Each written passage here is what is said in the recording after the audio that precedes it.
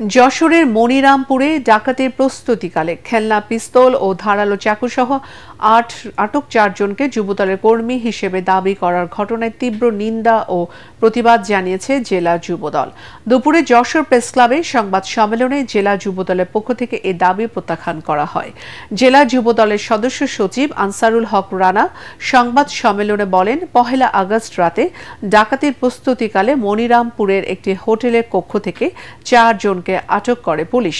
পরবর্তীতে বিভিন্ন গণমাধ্যমে তাদেরকে যুবদলের কর্মী হিসেবে পরিচয় দেয়া হয়, যা সম্পূর্ণ মিথ্যা। আটককৃতরা যুবদলের সঙ্গে কোনোভাবেই জড়িত নয়। তিনি আরও বলেন, একটি মহল যুবদলকে হেয় প্রতিপন্ন করার উদ্দেশ্যে ইচ্ছাকৃতভাবে এ মিথ্যাচার করেছে।